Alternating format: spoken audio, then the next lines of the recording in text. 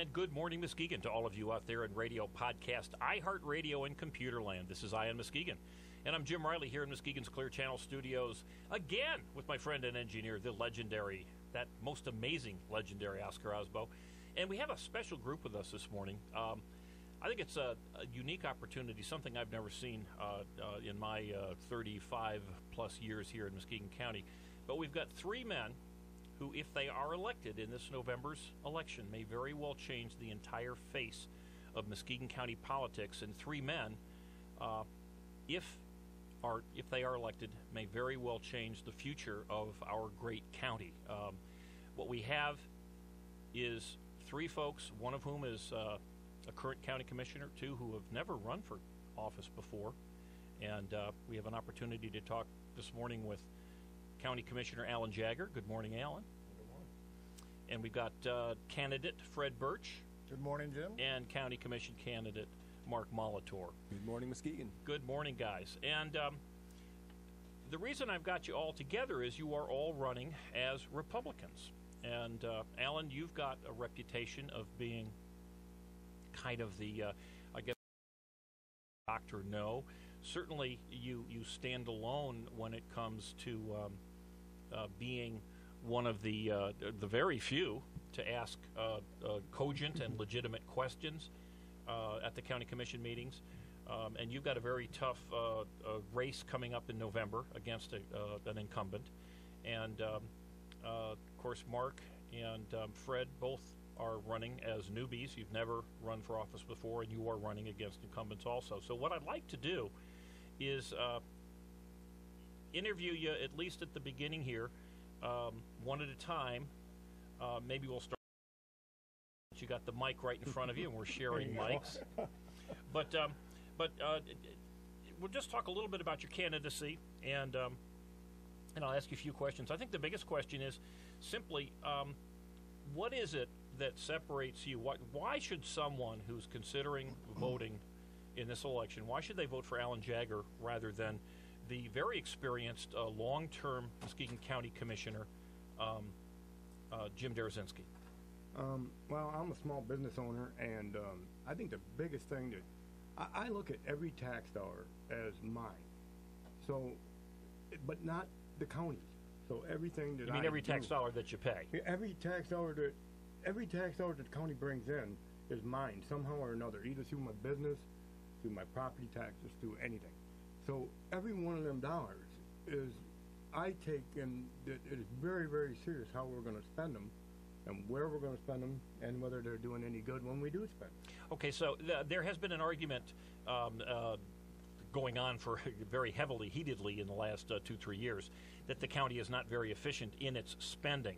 Have you got examples or any what you're saying is the most important issue is that you don't think the county is spending its money intelligently, correctly, in the best manner possible? Well, I don't know that they're not spending it wisely, but I think I'm very careful about starting new programs we can't afford, of putting on things that in the future we're not going to get grants to keep running.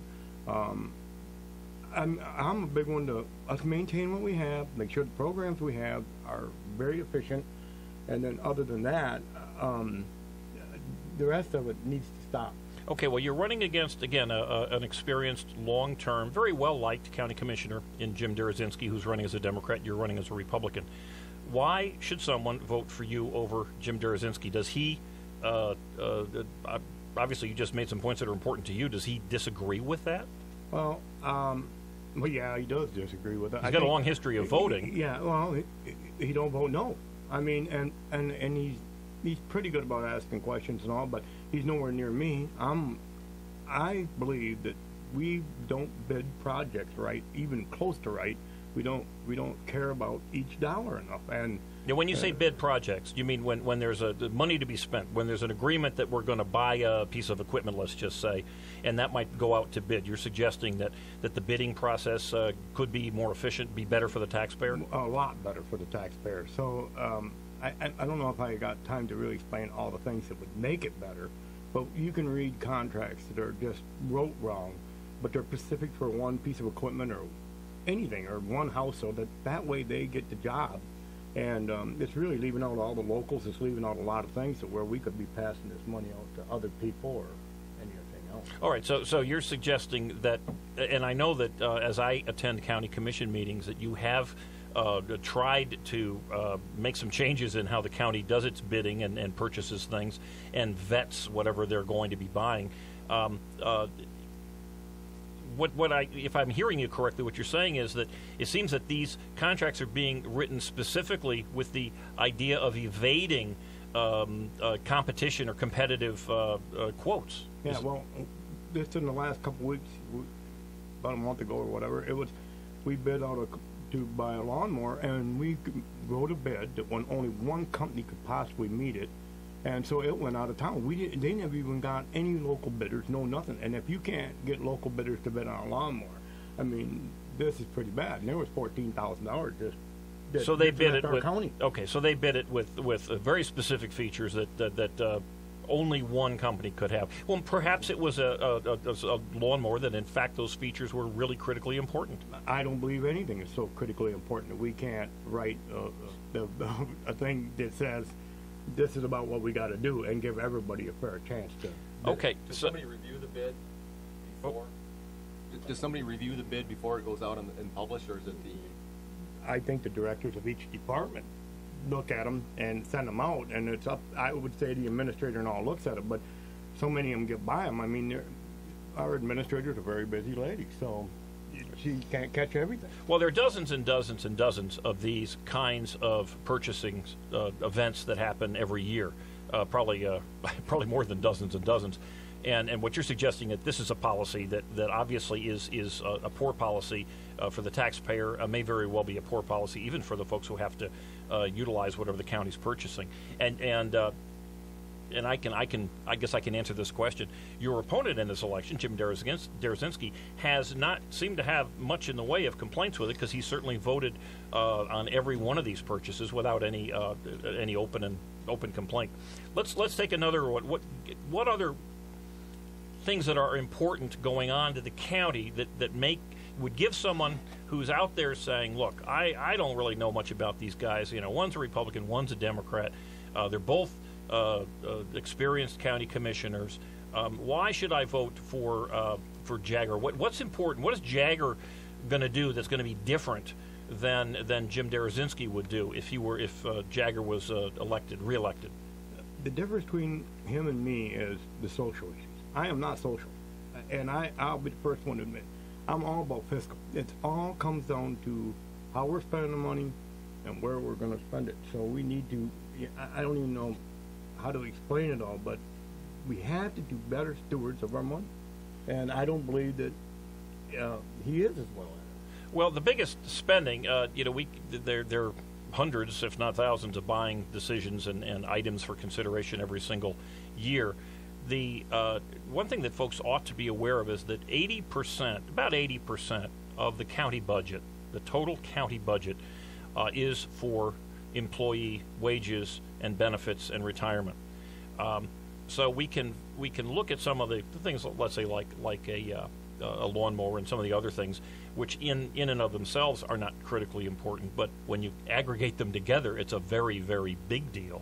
But the biggest one that we've got going on is of course, these union contracts. There are 10 union contracts. The most recent ones, which were signed about a year ago, initially were for 3 years.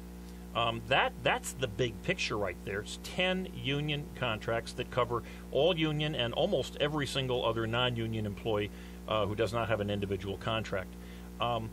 Is there something about these contracts, because this is the big money, is there something about these contracts that you like or don't like, or that can be, are they efficiently done? Are they vetted? I think there's 2 or 3 things we need to do. First off, we need to stop having our administrator negotiate the contracts. We should bring in outside people to do it. We have people that are gaining off the contract, negotiating the contract. This is the first thing you learn when you go to any kind of school or anything else on the county. Stop doing this practice. The next thing is all people that are getting defined benefit program, should be able to keep it. We've signed these contracts. We've agreed to all this stuff. But all new employees have to go to defined contribution. And well, now let me stop you there, because I was told by one of the county commissioners that, in fact, matter of fact, he even sent letters out to folks prior to this past primary, that all new employees were on defined contribution. Is that not true? That's not true, because I think there's 5 unions that are on defined benefit program For new employees. For new employees. And what about non-union employees? I think everybody in non-union is probably defined contribution. I think another thing is I don't think you can work for the county and turn 52 years old or something, because I know someone that's done this, and retire with lifetime insurance. We just cannot afford this anymore. Well, we recently had someone retire at 48 who immediately started getting their lifetime health insurance, vision insurance, and dental insurance. They started at 48 years old. And is that part of these 10 contracts that was signed a year ago? Is that continuing on to this day? That's still continuing, and then that's another thing we should be slowing down. And I don't think anybody's out to break the unions or anything else, but we have to realize there's money problems. We can't keep this up. Okay, so what you're suggesting here is that you would like to change the way the contracts are negotiated. You'd like to make sure that new employees are in defined contribution rather than the old-fashioned and budget-busting defined benefit. And you believe that your opponent thinks otherwise, right? No, I'm pretty sure he certainly voted otherwise. Yeah, he voted otherwise. Okay. I don't know what he's thinking. All right. Let me just add one other thing, if you could, because you're in a little unusual situation. You're an incumbent, but because of redistricting, you've got an entirely different district. And could you maybe just explain to the folks what district you will be representing if you win, and maybe the changes that happened in that? Well, the part that we'll be running will be 5 townships. It's almost half the size of the whole county, but it's probably the most rural of the whole county. So there isn't near as many people in it.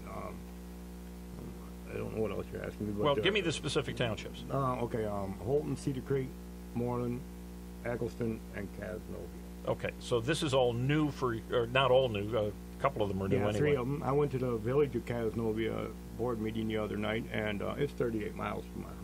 Okay. So I got a lot of driving time, and I go to a lot of board meetings. Well, you've got a reputation for attending. I've been at a Norton Shores meeting where you showed up and spoke. I think there's only 2 cities or townships in the whole county that I have not made, so I'm everywhere. And all right. I started this when I first started too. It's not something I'm doing because I'm running. This is the way it is. Yeah, I know you have been doing that, and I think that's great. We're going to continue on. We're going to do a roundtable after this, but I'd like to give each one of you a little opportunity of. Bad boys, what you want, what you gonna do when Sheriff John Brown come for you? Call Bad Boys Bail Bonds, open 24/7, 365 days a year. Agents statewide and nationwide. We do 10% bonds for less.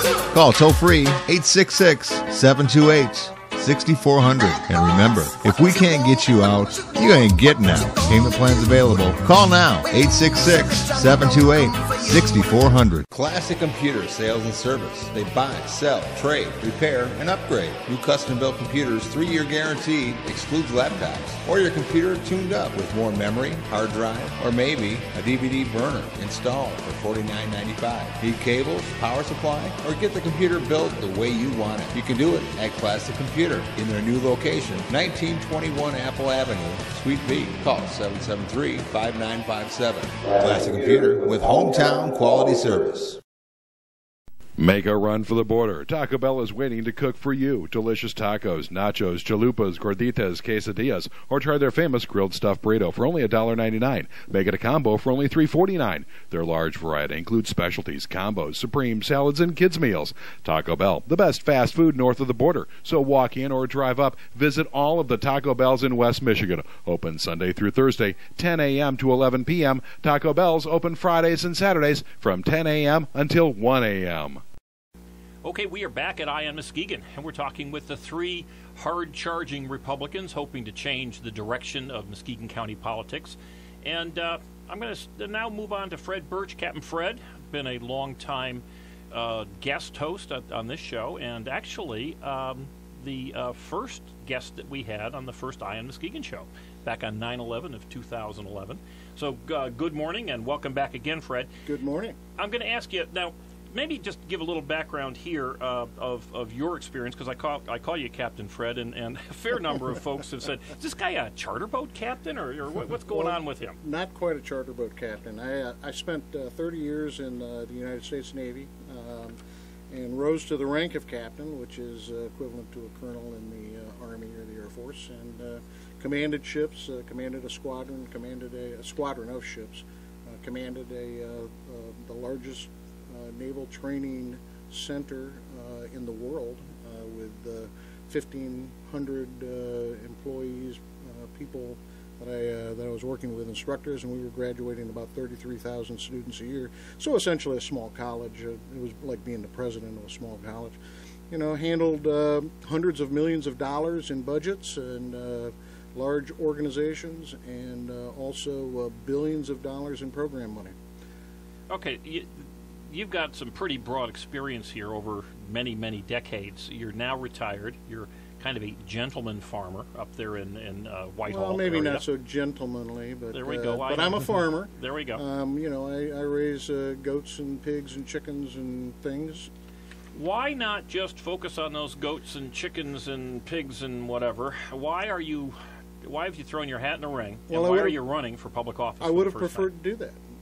Quite honestly, I would like to hide my head in the sand and suggest to myself that everything is fine. But quite honestly, when I return home to my beloved county, my beloved city in Whitehall, I had an opportunity to start looking around, and I saw the difference. I grew up in Ottawa County, where we always looked at in the 70s and 60s. You know, Muskegon was the big county. It was the powerhouse on the western side the of port the state. city. That's exactly right. And here we are. Ottawa County is outstripped Muskegon, and I started looking at this and saying, it doesn't have to be this way. It shouldn't be this way. What's the problem here? So I got together with some of my friends. We talked. We went to meetings. We observed what was going on at the county level, at the township levels. It wasn't the township levels. As a matter of fact, most of the townships are pretty efficiently run, as far as I can see. But at the county level, we have a lack of leadership. We have a lack. I like to call it a crisis in competency. We do not have competent leaders running our county. Now we've got 11 county commissioners. That's correct. And of course, then there's the administration. Are you suggesting that the competence crisis that you're referring to is the county commissioners as a group? That's correct. Okay. And the thing is when you talk about competencies, what you're talking about are skills, abilities, knowledge, experience, all of those different things, education, all of those things that factor into how an organization actually works and how it doesn't work. And if you have people who are continually sloughing off the responsibilities. We just heard Alan Jager, who happens to be one of the few competent leaders that we have on the commission. I would agree. You just heard him talk about oversight. Oversight is a primary role of the county commissioners. And yet, every time I turn around, they're trying to figure out how to press their oversight role down to other people. In other words, they are abdicating their role and pressing it down into the ranks, as he said. You've got your county administrator negotiating contracts. You've got your supervisors actually approving contracts for large sums of money. You have the Brookhaven incident where even though they had discussed the problem, then they just forgot about it for 5 or 6 years and cost the county several $1 million because they almost were not $4 watching. million in just quick checks written within the last year and a half. Because they were not watching what was going on. So oversight is a primary consideration, and it's just one of many of the things that the county commissioners should be doing. Let me jump in here. That they're not doing. Tell us, okay, who are you running against? I'm running against Ken Mahoney, who is the chairman of the board. Okay, and he's a long-term commissioner, been there a good eight years or so. I think he was maybe a little longer than he was that. actually appointed when one of the commissioners died, and then he rose to be the chairman. Now, okay, one thing that someone supporting Commissioner Mahoney might suggest is that, well, he's been chairman, he is knowledgeable, he's hardworking, he's got great experience.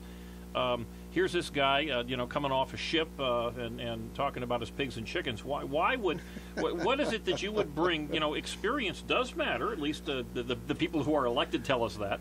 The people in office tell us that. Why would somebody who's not had experience be better for me? I'm there looking at these candidates. Why should I vote for Fred? Well, first off, and let me just say, Ken Mahoney's a great guy, and he's a very nice individual. Very personable, certainly does all kinds of nice things.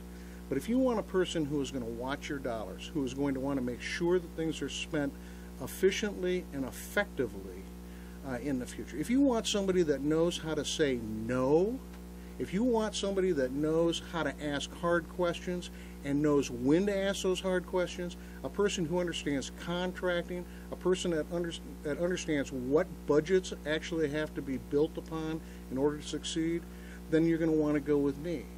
Okay? So if you're just going to go out and vote the name, then I'm going to lose.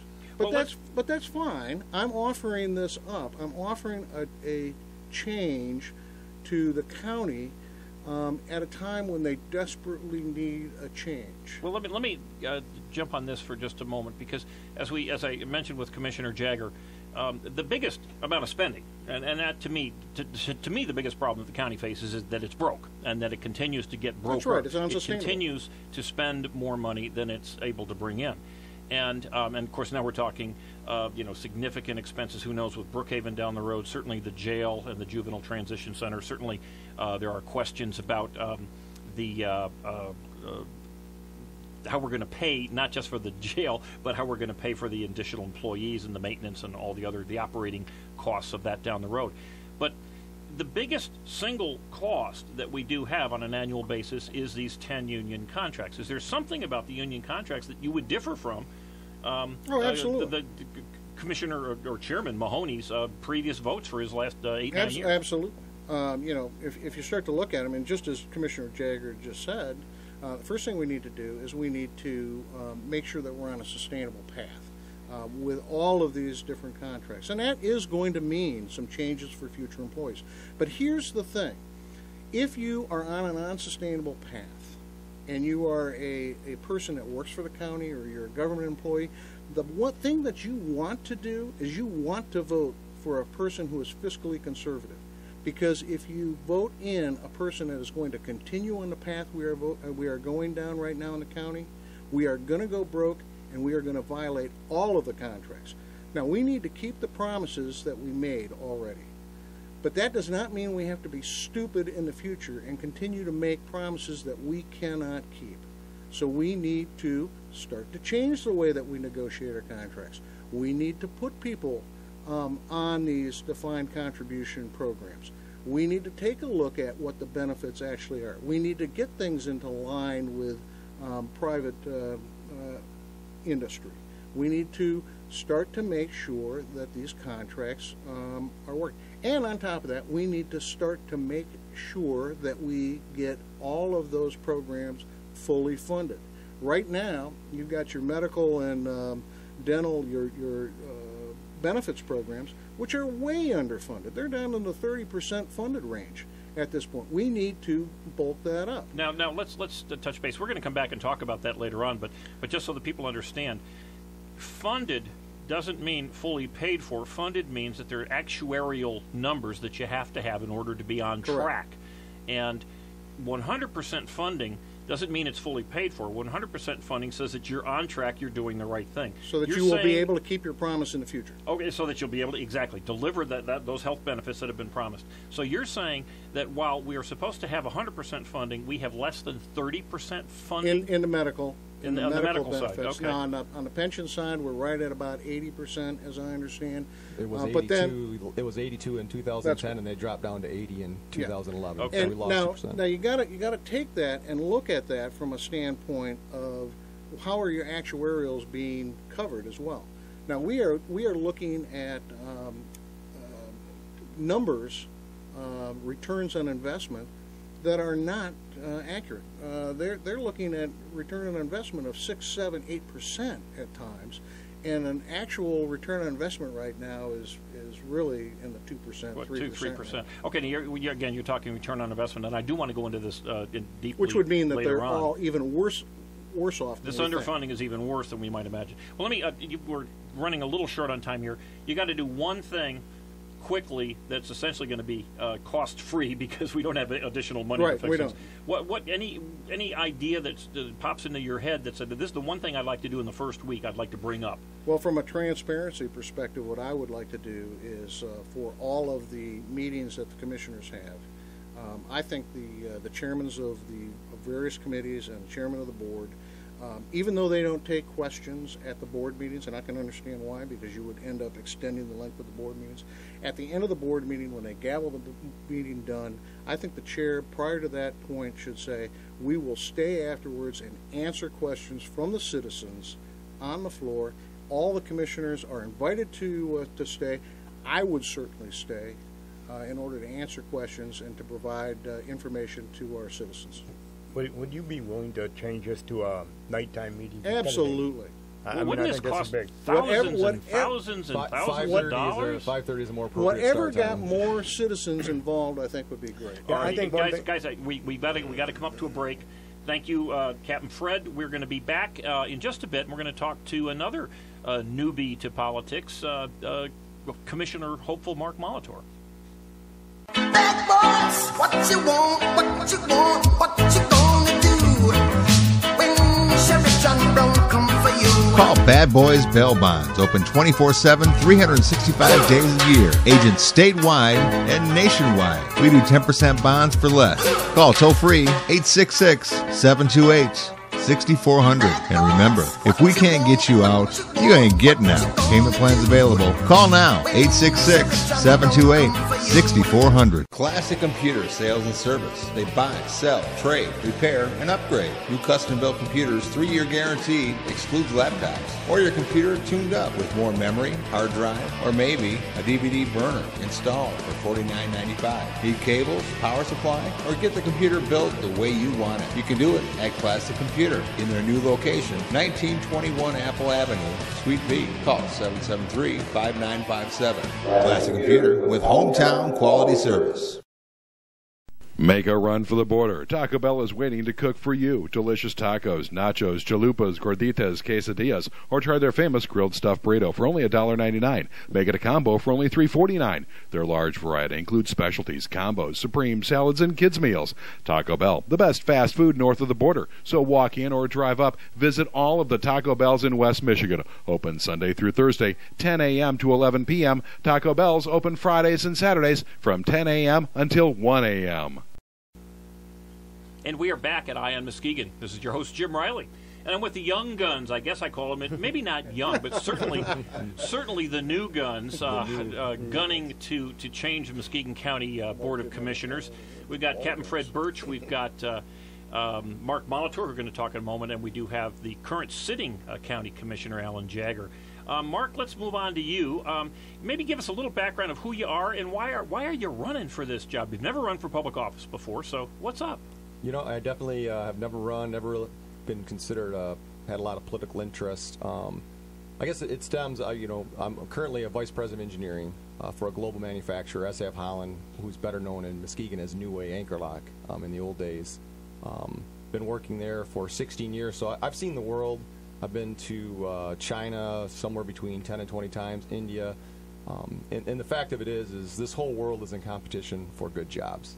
And it comes down to I don't see a lot of new jobs and a lot of good opportunities in Muskegon anymore. When you start reading the papers and you start seeing what's going on around the world, you start realizing why. Basically, industries are going to go to where it's the cheapest to do business.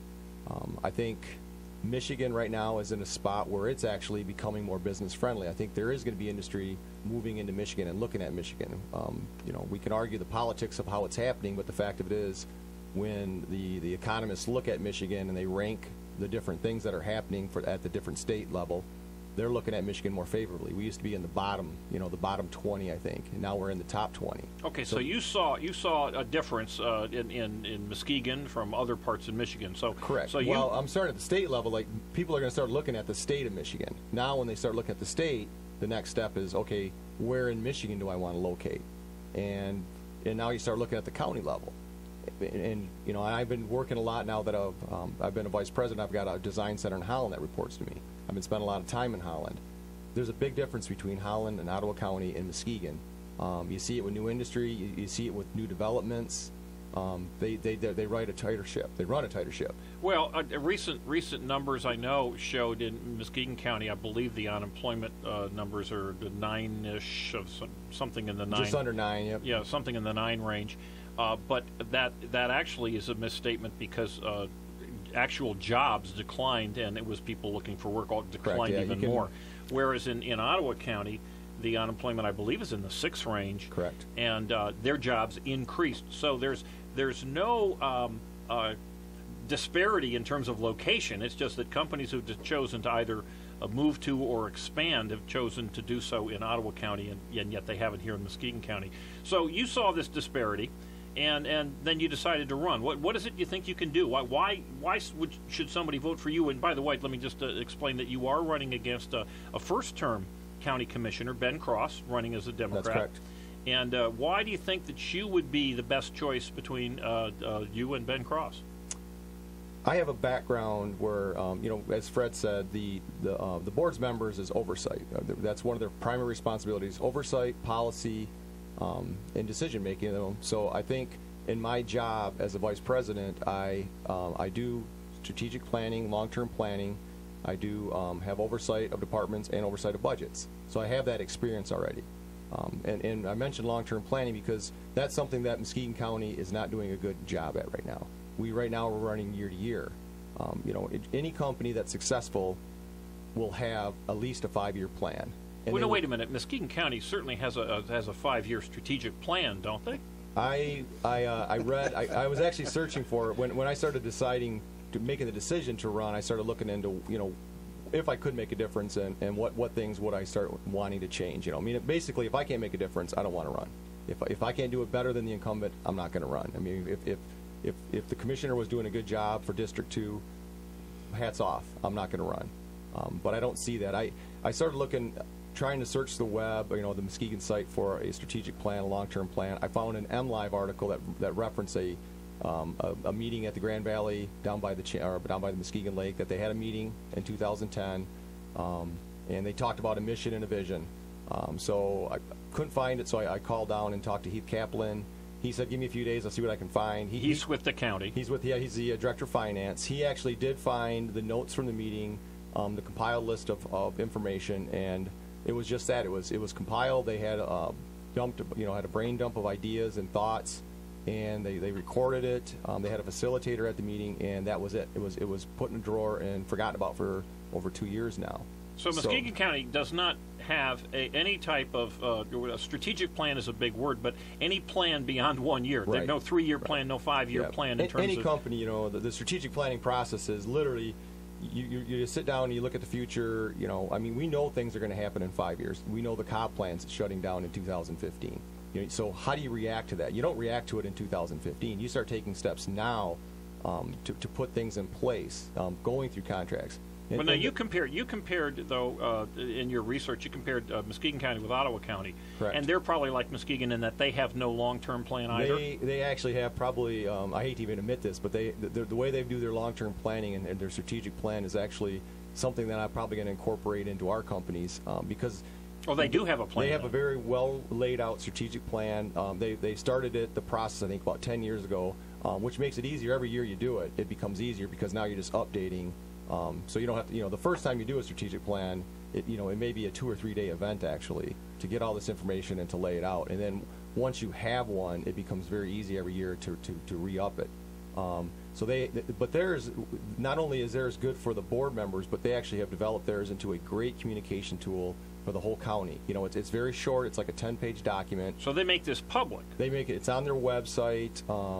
They republish it every year, but it boils right down into the overall view of the county leaders right down into specific objectives with people accountable and responsible. So, okay, now they actually have action plans for these objectives, and people report on it. So, and what they do nice is that they actually lay out the reason they take these steps. You know, when you do strategic planning, you start with the mission, the vision, you work down to a SWOT, which is strength, weakness.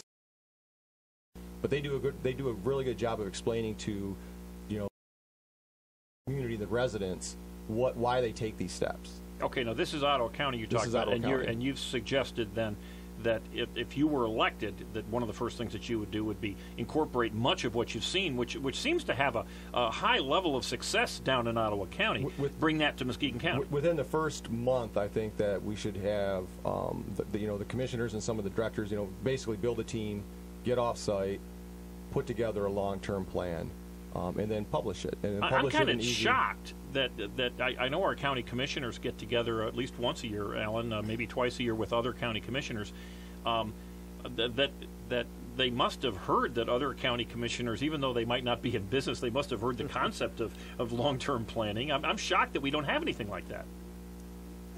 Well, and it's not rocket science either. No, it's really not. I mean, it's. I mean, this is done all over the world. But it's not done here in Muskegon County. No, it's not. Now, I'm going to interrupt it just again. We have 11 county commissioners here. It has been for the last, actually, I think about 20 years, we have been a Democrat-controlled county board of commissioners. We have currently seven Democrats, and then we have 4 Republicans on the current board, although 3 of those Republicans have voted almost 100% of the time with the Democrats. So we've had what I think a lot of people who like cooperation and all ought to be happy with, in that the Republicans and Democrats are voting almost identically. Alan's been the only one who has voted against certain things and asked questions. If you win, for instance, you're going to replace a Democrat. You're not going to be getting along. You're not going to be cooperating with the rest of the board. That is correct. I will. Well, if we're making good decisions, I'll definitely cooperate. But if we're not making good decisions, I definitely will not. I won't tolerate. I won't tolerate departments not having long-term plans either. I mean, the fact of it is, you've got Brookhaven, you've got MATS, the airport. They should also have a long-term plan. What are their objectives for the year? You've got, for example, MATS came and they said, okay. MATS is the Muskegon Area Transit System, which is essentially the bus system. Which is a bus system. They came and they asked for approval to apply for a $2.3 million grant to get 3 new buses.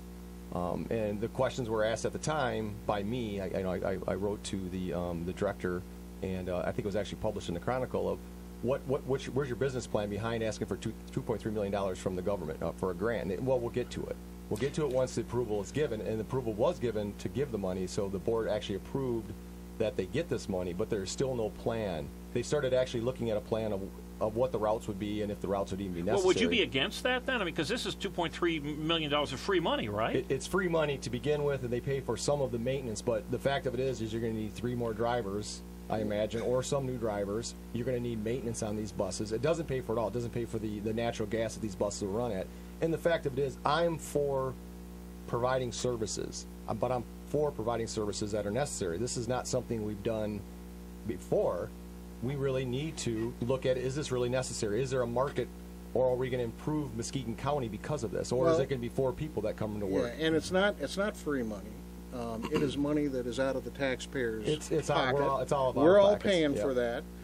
It has to start somewhere. You have to start putting things in a sustainable thing. And then I would like to add to what Mark was saying about the plans and the business plans.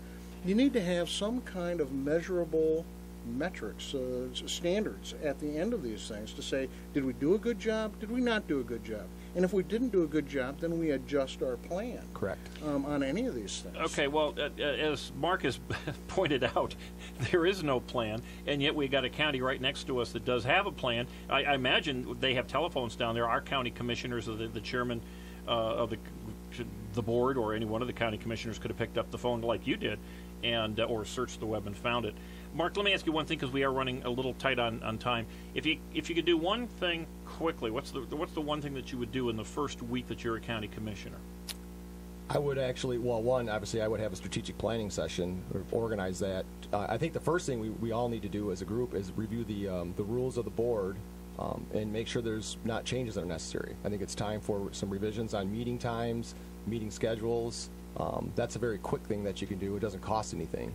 Okay, that's another. I would it doesn't also, cost a penny. Doesn't cost a penny. I would also start a procedure where we are actually benchmarking other counties to develop metrics. What is the best-in-class county running like right now? Well, we do have I know one long-term plan, Alan, that I know you weren't involved when they started it, but it was to eliminate what was it, homelessness in Muskegon? Oh yeah. And that's a county board plan.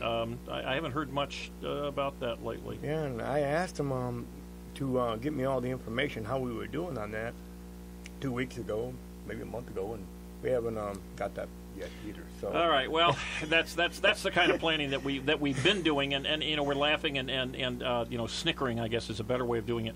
Grimacing. Grimacing. Yeah. Well, there's something seriously wrong with that kind of. In fact, we do have planning, but it's the exact wrong kind of planning because it's the feel-good, everybody group hug. We're going to fix the major ills, but we have no plan for it. And we have no policy to review the success, or in the case of the eliminating homelessness, not even any real serious attempt. We got to take a break, and we're going to be back. We'll do a little round table, and this is On Muskegon, folks. We've got the new guns, hoping to change Muskegon County politics forever. Bad boys, what you want, what you want, what you gonna do when Sheriff John Brown come for you? Call Bad Boys Bail Bonds. Open 24/7, 365 days a year. Agents statewide and nationwide. We do 10% bonds for less.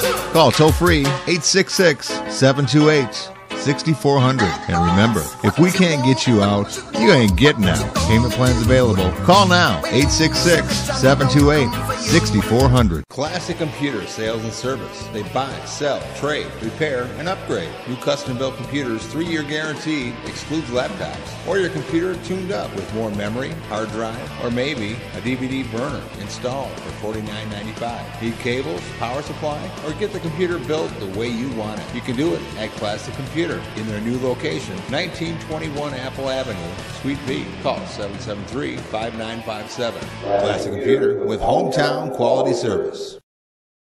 Make a run for the border. Taco Bell is waiting to cook for you. Delicious tacos, nachos, chalupas, gorditas, quesadillas, or try their famous grilled stuffed burrito for only $1.99. Make it a combo for only $3.49. Their large variety includes specialties, combos, supreme, salads, and kids' meals. Taco Bell, the best fast food north of the border. So walk in or drive up. Visit all of the Taco Bells in West Michigan. Open Sunday through Thursday, 10 a.m. to 11 p.m. Taco Bell's open Fridays and Saturdays from 10 a.m. until 1 a.m.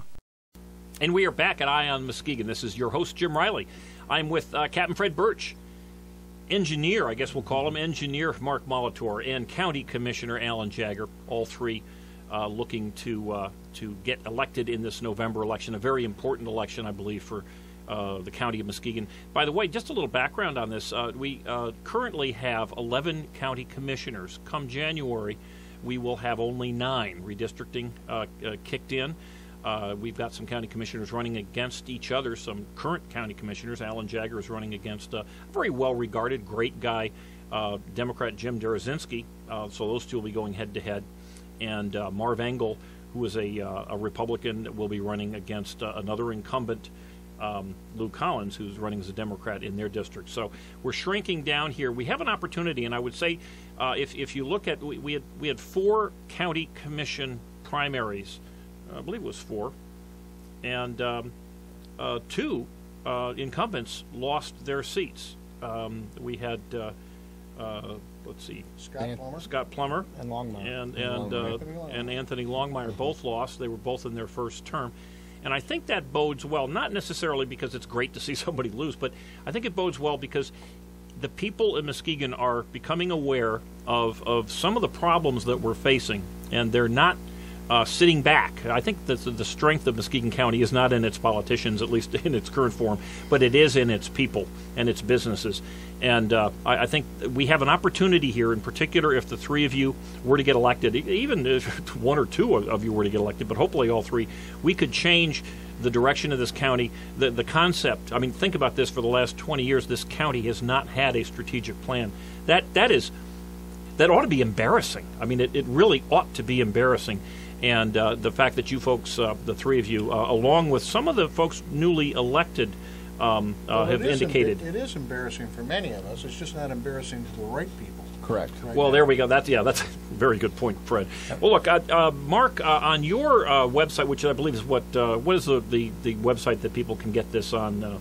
It's markmolitor.blogspot.com. Okay, Yeah. and I've got it on On Muskegon and on MuskegonPundit.com. It's really if you Google my name and then the word Muskegon, Mark Molitor and Muskegon, you will come up with my Facebook Good. and my blog spot. All It's right. very easy. And the reason I wanted to get to that is because on your website, you put together to me one of the most staggering comparisons, a little chart comparing some of the metrics of Muskegon County with Ottawa County. And I'm going to just take them one at a time here and just jump in as either one of you go. Oh, one quick thing I meant to say, I keep meaning to say this.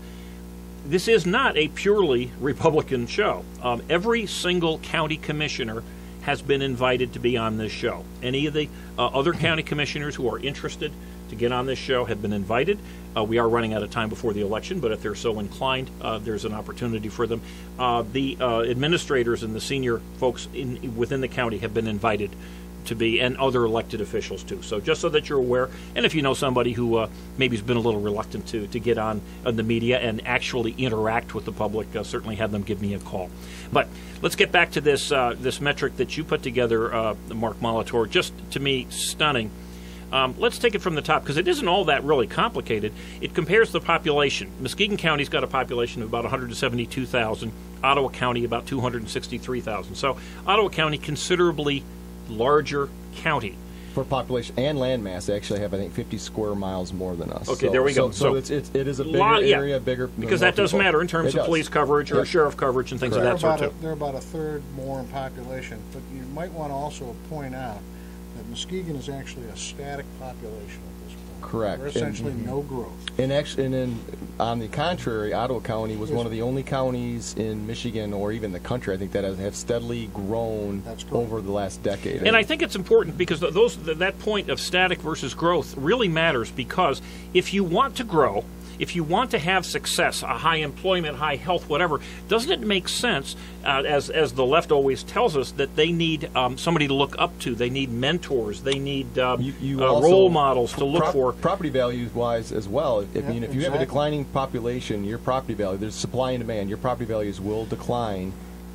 Absolutely. Which means your tax base goes away, which means that the house that you want to retire in or maybe sell for retirement is not worth as much anymore. On top of that, there's another underlying statistic that people need to take into account as well. Even though our, and we'll get to this in a second, even though our unemployment rate is about 8.5%, that's deceiving, because we have quite a few commuters from Muskegon County commuting into other counties, other cities, in order to work, because there aren't the jobs that they need. And they would be counted as employed, so they're not really employed. Yeah. So, but they're working out of our county. Well, let's get back. How long does that happen before they decide to move out of our county? Well, especially with gas prices being what they are. Well, and we're losing our children. Correct. Well, and there we go too. Well, let's get back to this though, because one of the things that I've always felt, again, if you want to get better at something, it does help to have someone to look up to, does help to have a role model to look to. We don't need to look to Texas or the wonderful things that are going on in North Dakota or California or Florida with their beautiful weather. We can look right next door to Ottawa County. They've essentially the same location as we are. So they've got a county that's quite a bit larger than ours, and as you both pointed out, that in fact the county is growing. But take a look at the full-time employees. Muskegon County has almost 1,400 full-time employees at the county employees. Ottawa County has about 900. Correct. So we have an enormous disparity there. Let's take a look at a few others. This one I did not know, Mark, and as someone who's got a financial background, I'm embarrassed I didn't know this. We have a bonded debt. In other words, the county is responsible for issuing bonds, and then the county is responsible for paying those back. The bonded debt that Muskegon County has is $156 million. As a standalone number, I don't know if that's a good number or a bad number. Ottawa County, the county that we would most like to be like, at least in terms of growth and employment, Ottawa County has $23 million worth of bonded debt. That's $156 million versus $23 million. And let me add to this. right as we speak, there's deep discussions going on with this jail and how much it's going to cost and what size it's going to be. The minimum I've heard is what, 15 to 20 million, and maybe as much as 30, as 30 to even 45 or 50 million. The programmatic costs later. Right. So we might very well be seeing close to $200 million in bonded debt versus the county that we'd most like to be like at $23 million. You know, and I'm a fan of like dashboards for looking at things. You know, green, yellow, red, just really easy. Are things trending right? Yellow is trending in the wrong direction. Red is obviously it's in crisis, and then green, everything's going good. Ottawa County, I would actually put them as green because for the last 10 years they've been reducing their bonded debt. They actually had a spike up 3 years ago when they built their new courthouse, but again, as soon as the spike went up, now they're reducing their bonded debt. Muskegon County is red because we have tripled our bonded debt in the last 10 years. In the last 10 years? Last 10 years. And on top of that, you got to consider the fact that we're going the wrong way on bonded debt, and at some point the dam is going to burst, and we are going to start paying higher interest rates, and those interest rates will in fact impact on that, and we will start to pay interest on that $156 million or more. Unfortunately, our assets are valued less because we are exactly. So we're getting hit on both ends. So So it's a tremendous problem. Well, one big problem was that the sewer line going out to wastewater was $20 million. It was supposed to last another 20 years, and it went bad. We didn't have no plan for what was going to happen when something like this goes okay. That's a great point because again, this goes to this long-term planning. One of the things that I've noticed with this board, I've been following them very closely for the last 3 years and done some research. But much like Mark has found out, and much like Commissioner Jagger just pointed out, this county board, the 11 commissioners, and I'd say, frankly, the administration of the county, seems to be almost entirely reactive and not proactive. Oh, yeah, every time you have an issue, it's a surprise. It's a surprise. And that's why I was saying that this is a crisis in competency. Leadership. This is a crisis in competency. I have not heard one talk of what's going on with BC Cob Plant. And the biggest That's not been brought up in the commissioners? No one's ever said anything. You can't even get a commissioner in the back room to talk about it. And here's the biggest issue coming at us. They're the single biggest taxpayer in the county. And we're not hearing nothing. Yep. Doesn't this go back to the recently retired Mayor Warmington, very highly respected, very effective manager of the city of Muskegon, and one of the first things he said at his retirement get-together was that he's gotten absolutely no response, no leadership, really nothing from the county board of commissioners from top to bottom. Well, and I think it's important to recognize, and I know that Mark and Alan both feel the same way as I do. Even though we're running on the Republican ticket, what we really want to do is represent the citizens. We're there, everybody else has lobbyists and people that are representing them, but the average taxpayer whose representatives ought to be the community, the county commissioners, are not being represented well. And what we're saying is we want to go and represent the taxpayers, the people, the citizens of Muskegon County, in ways that they have not been heard before. Their voices are not being heard. Well, I think that's true, and it's even worse because there's two groups that might be interested in county government. One, of course, are the people who are paying taxes, and as you say, if they're going to, we have to build a jail. If we're going to build the jail, then they're going to have to pay higher taxes, and if you're going to mismanage Brookhaven or Mats or the airport or whatever, higher taxes are sure to follow. But the other group is, and this is the quiet group. This is the silent Muskegonites, and these are the people who aren't getting any jobs because businesses are seeing this lack of leadership and this lack of foresight and saying, I don't want to build my plant in Muskegon. I don't want to expand my plant here in Muskegon. I'm going to go to Ottawa County. And we know that's been happening. And their voices are not being heard. Well, let's go back to these metrics here because, again, they really are staggering. I'm going to remind you again, we have almost 1,400 full-time employees. Ottawa County, a considerably bigger county, has about 900 employees. Our bonded debt currently, not including any new jail or any other new spending, is $156 million compared to Ottawa County's $23 million. The debt per resident, in other words, this is the bonded debt that each resident, now this isn't even citizens, this is residents in Muskegon County, this is really something. In Muskegon County, the debt per resident is $905 per resident. In Ottawa County, it's $87. Right, and they are the lowest debt county, and they have the highest credit rating. Good for them. unfortunately, the other statistics that's on here is that the average county debt for all of Michigan is $438. So we're more than double the average. Right. So again, we're on the wrong end of the scale. When a business is going to look, they're not going to look at the lower end of the scale. They're going to look at who's on the top of the scale for debt, or well, not only that, least. And I'm glad you brought that out, because I think it's important to understand that the average debt per resident in the entire state of Michigan. Now, this is a state that has, if I understand, has a city called Detroit in it. Correct. And it's got cities called Flint and So we're probably Saginaw. pretty close to them. Cities and within counties who are universally, certainly Detroit, universally reviled for their horrible, almost suicidal financial management. The average debt in the state of Michigan per resident is $438. In our wonderful, beautiful on the lake, Muskegon, it's more than double, $905 per resident. And the county commissioners, the long-term, in particular the long-term county commissioners, who tell us Everything's that fine. they've been doing fine. We just sadly, to my way of thinking, we just reelected, because he has no challenger in November. We reelected very long-term county commissioner Republican Bob Skolnick. He's voted for every one of these spending issues for his 10-year tenure. And so let's not confuse the fact that Republicans and Democrats in this county anyway are almost identical. John Snyder and Marv Engel, both Republicans also, have voted with the Democrats for the last 10 years on every one of these spending items that have gotten us to where we are. Well, it gets worse, folks. I'm sorry to tell you, because there's something called this pension debt. And this is, as any of you, if you're listening to the show, you're probably familiar with what's really destroying states, counties, and cities, and townships also, and that is the retirement debt that's been promised to government employees in different areas.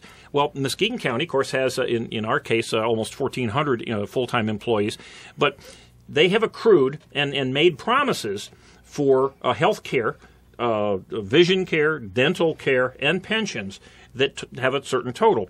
In Muskegon County, that total, and Captain Fred mentioned earlier, this number really is way lower. I'm going to give you a lower number than it really is. But in using this apples-to-apples comparison, the pension debt in Muskegon County is $110 million. And that's an awful lot of money that we don't have. Pension and health, the underfunded portion. And by the way, yeah, that's not the total amount that we owe. That's just the underfunding. In Correct. other words, if somebody wrote a check for $110 million today, in theory, we would be even. We'd still have to pay in more than we're currently paying in every year. Correct. Or we would slide down. But anyway, to compare apples with apples, we have a $110 million debt. Ottawa County, far larger county, run far more efficiently, $39 million. So about a third of what we have here. Yep. And again, they're gaining on it. They're not losing ground. And our numbers are going up. We are losing ground. We've been losing ground almost every time there's been a report.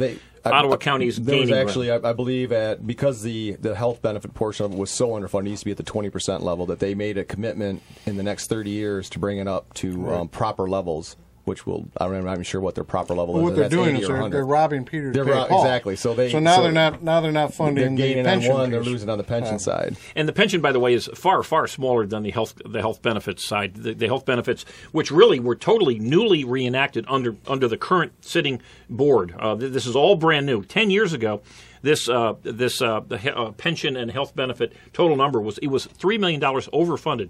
We've created this $110 million in 10 years. Just in the last 10 years of Republicans and Democrats joining hands and together working in harmony to bring this county, I would say, to the brink of bankruptcy. Unfortunately, I feel like we're paying off 1,400 people at the expense of the entire county, because this is the kind of stuff that'll stop people from coming here and creating new jobs. And without the jobs, then people are going to move away. It's going to get worse. You don't have to look very far to find other counties, municipalities in this kind of a situation and what's happening with them. I mean, you can look at California, and all across California you got problems. Look at Muskegon Heights. Look at Harrisonburg, Pennsylvania. That's the largest city in Pennsylvania that's gone broke. Yep. I mean, this is the kinds of things that happen, and when they go broke, then you know what? All bets are off. Right. Pensions get opened up, and future rules benefits. are changed. The rules get changed. I'd hate to see. And it we get don't want far. to do that. Yeah. We want to keep the promises. Oakland County, actually, they decided 10 years ago to fix their problem, and they did. Oakland County. This is actually. I'm going to at some point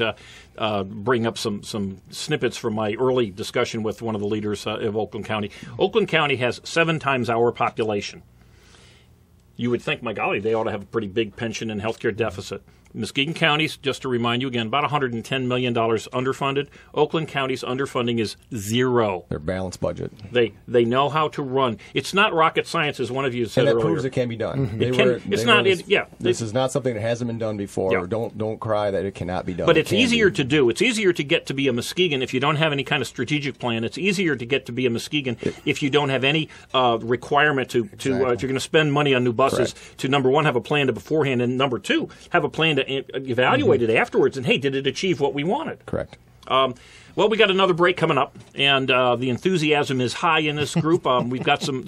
It's not all negative. We're going to come up with actually some more negative numbers, but we are going to come up with some more ideas of things that will give you hope that if in fact we do get change here, there will be reason for hope after November in Muskegon County. So we'll be back, folks. You are watching WMKG TV, Muskegon's only TV station, broadcasting to Muskegon, Ottawa, Oceana, and Kent County.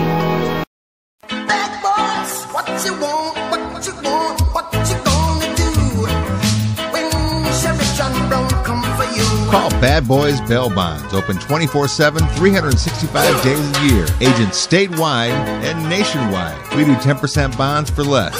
Call toll free 866-728-6400. And remember, if we can't get you out, you ain't getting out. Payment plans available. Call now 866-728-6400. Classic Computer Sales and Service. They buy, sell, trade, repair, and upgrade. New custom-built computers, 3-year guarantee, excludes laptops. Or your computer tuned up with more memory, hard drive, or maybe a DVD burner installed for $49.95. Need cables, power supply, or get the computer built the way you want it. You can do it at Classic Computer in their new location, 1921 Apple Avenue, Suite B. Call 773-5957.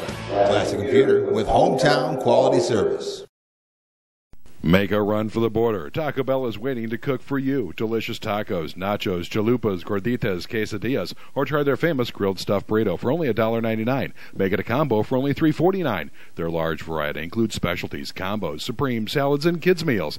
Taco Bell, the best fast food north of the border. So walk in or drive up. Visit all of the Taco Bells in West Michigan. Open Sunday through Thursday, 10 a.m. to 11 p.m. Taco Bell's open Fridays and Saturdays from 10 a.m. until 1 a.m. And we're back at On Muskegon. We're talking about Muskegon County. We're talking about politics. We're talking about three gentlemen, all Republicans, as it turns out, interested in making some Republican. Interested in making change. And it's funny. I've always called myself a reluctant Republican. Certainly can't be proud of much of the votes and the results of Republican leadership. And I do think that certainly in Commissioner Alan Jagger, who's up for re-election in a sort of a different configured district, but you have shown guts and certainly independence, which I believe is critical.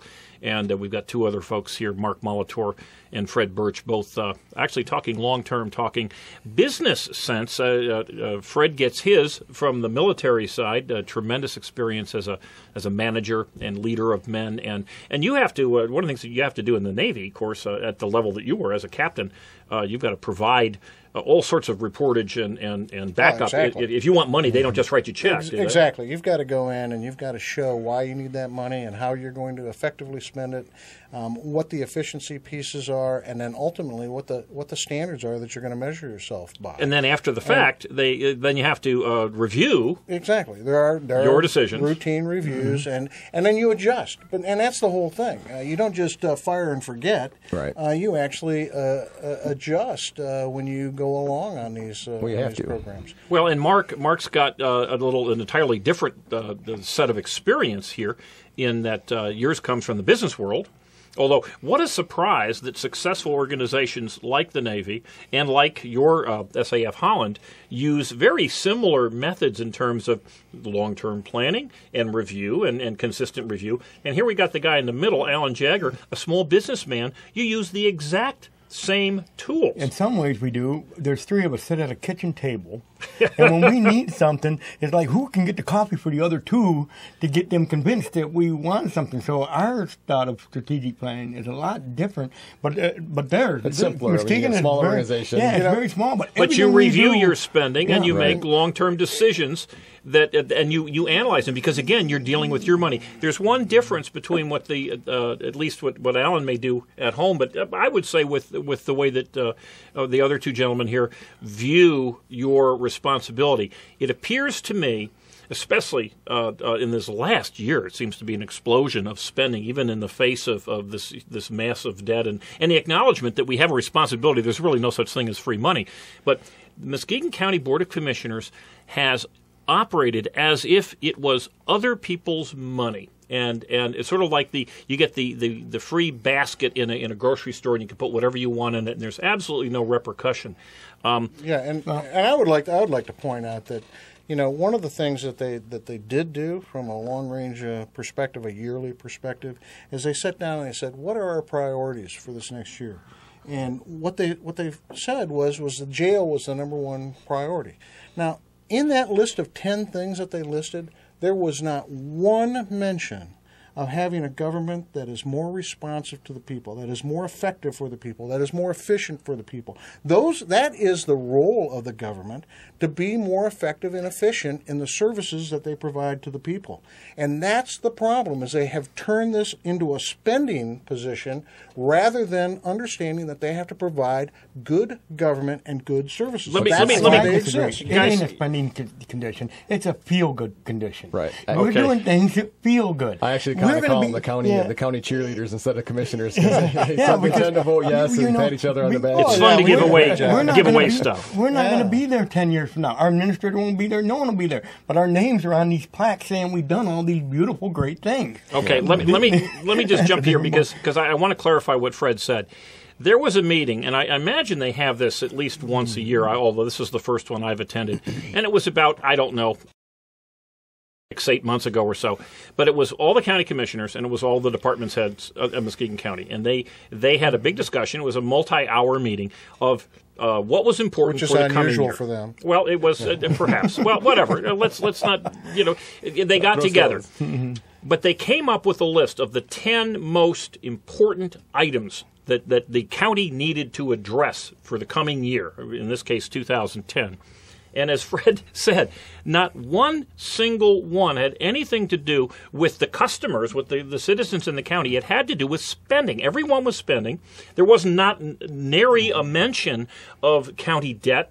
There was no mention of, we've got to do something to balance our budget. There's no mention of what can we do to provide better services to the citizens of Muskegon County. It wasn't even in the mindset. Now, this, again, this wasn't the people at the bottom. This wasn't the gal at the Secretary of State's office being rude and saying get at the end of the line.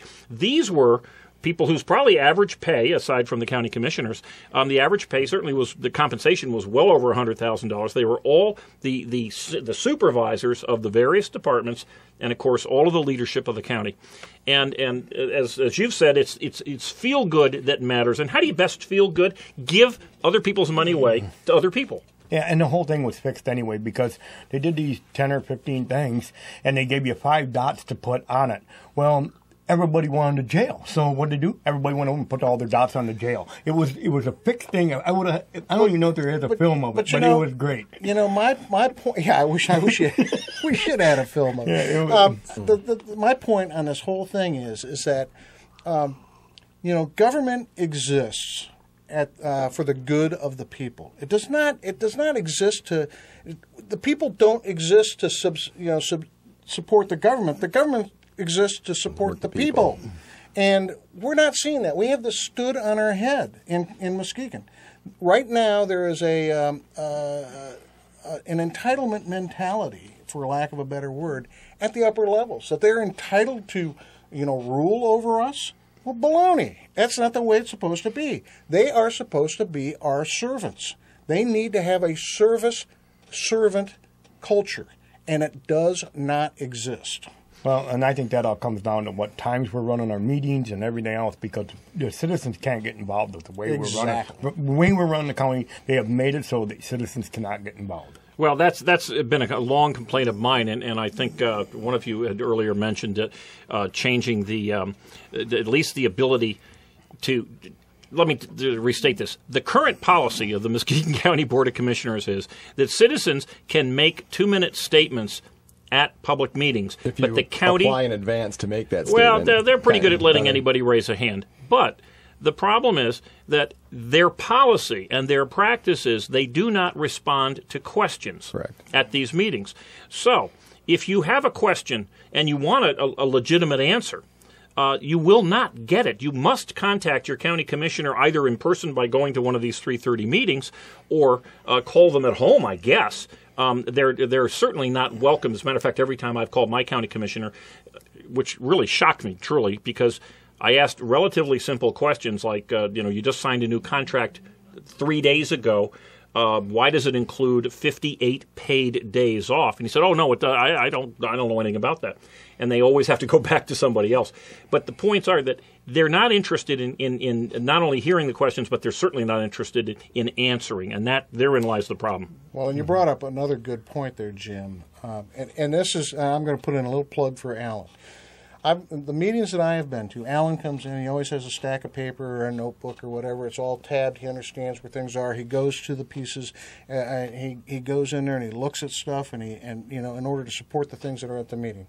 I have never seen another commissioner that has gone to a meeting where they've actually even had the papers in front of them of things that they're voting on, or on top of that, I haven't gone to a meeting. I don't know whether these folks have ever even read anything or looked at anything that they're voting on, because they don't act like they do. They never ask questions. They never ask the salient questions. I've never that gone I would to a ask. meeting for work where there's money being spent that there wasn't hours. You got to stop it after some point. Exactly. And there's discussion. Yeah, and most times things end up after the first meeting. Things usually get pushed back to get more. You need more data before I'm signing this off. Exactly. In general, when you're talking about spending items, you generally don't make the decision at that meeting. What you do is you go back and you find out the answers to those things, and then you supply the answers. And once the answers are supplied, then you go ahead to a decision point. Correct. And sometimes you don't get a decision point then. No. Because Well, you this have to is go back and get additional information. Fred, I think that's an important point, because this has been policy and practice of the county board since I've been following it, that someone may ask a very important question, and Alan, I know you've done this numerous times. You said, "Hey, I've got a question here that's really kind of important about X." In one case that comes to mind is you asked a specific question about this very large loan, the $2.35 million. It was a loan being theoretically made by the county to Brookhaven. And no one could answer the question, and it was a kind of question that in the real world, certainly at your home or at your business, you would say, well, we're not going to make a decision until we have an answer on this. But they just cavalierly said, well, we don't know the answer to that. We'll get to you afterwards. And they then went ahead without having the answer and voted to spend the money. And I think that is the practice. That's the norm. That's the standard. Only in the upside-down world of all other people's money all the time would that happen. Now, we know about Muskegon Heights has gone bankrupt. It's horrible for the children, horrible for the parents, and horrible for the taxpayers of the state of Michigan.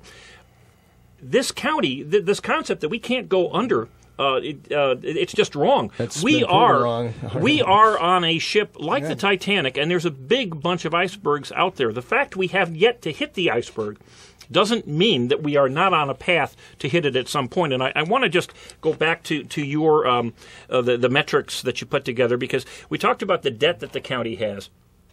But you would think that, okay, one of the reasons that Port Muskegon has all this debt and we can't pay our bills is our taxes aren't high enough. That's always been the answer. And we're going to get, I'm sure, we're going to have demands for public safety millage in order to pay the operating costs and other costs of the jail. But let's compare the tax rates of Muskegon County and our neighbor to the south.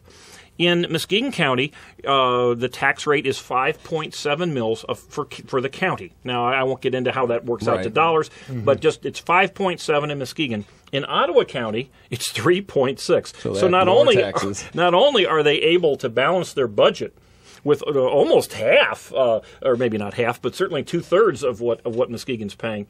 Think of how that looks if you're a business considering moving in and you're saying, I'm going to expand my business, I'm going to hire people, I'm going to expand your tax base, but I'm going to go to the place that really thinks, hey, I'm worth it, and isn't going to charge me an arm and a leg. And on top of that, when they had the opportunity to reduce the tax rate, they didn't. That just happened just a few months ago. Yes. Muskegon County Board of Directors, and Board of Commissioners. And their feeling on it was we might need that money for something. And I would like to say I'm the only one that voted no, but and we were proud of you. And we were. I was just at another meeting, and they said it wasn't a tax increase. Well, the state told us to lower them, and we put them back up.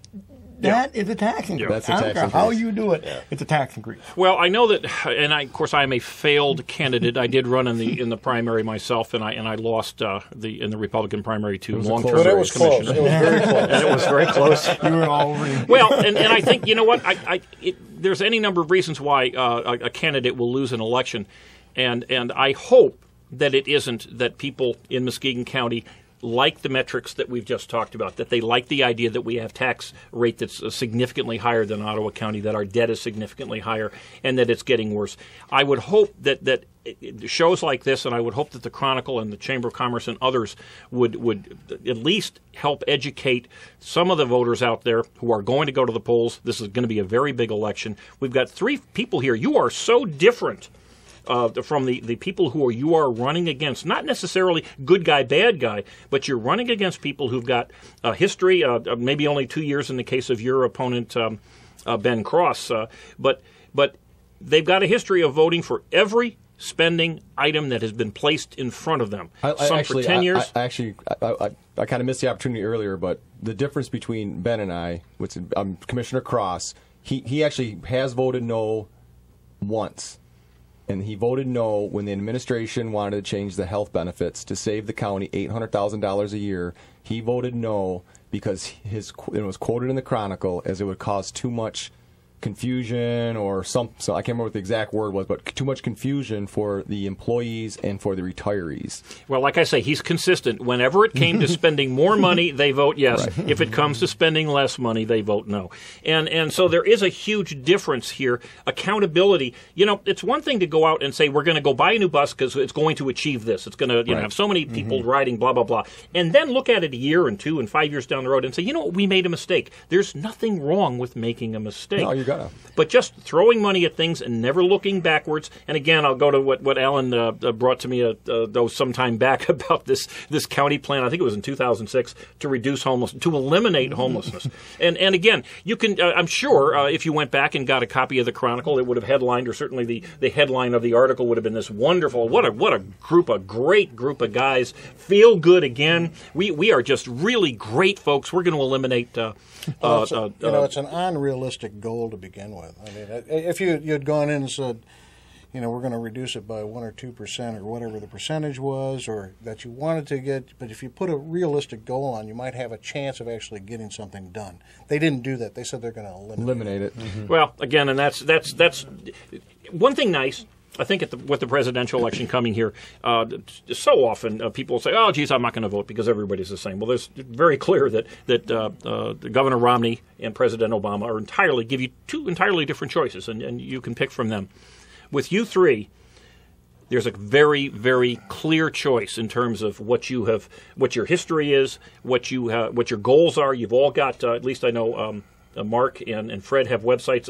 Alan, do you have a website where people can look at your stuff? It's AOL, or Alan W. Jagger at AOL.com. Well, that's an email address. Or just go to his Facebook page. Go to his Facebook page. Alan Jagger, Jager, and you'll find Alan, and you can find everything about him. Well, I will tell you another thing that you can also do at eyeonmuskegon.com. I go to almost every single county commission meeting, and those that I miss, I do have someone show up, and we video those.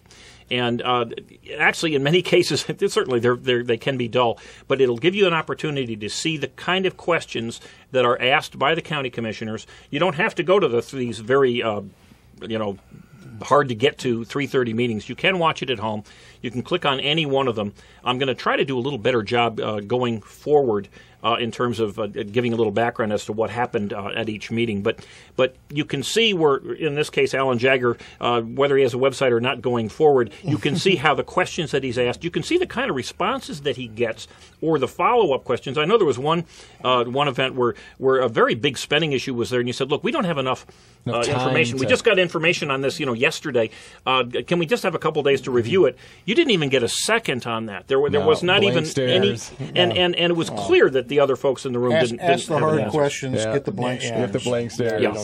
Well, I would again thank you all three for being here. I wish you the best of luck in this November election, and win or lose. And in my case, it's lose. But the fight is a worthy fight, and I would hope that we can continue to bring the message out.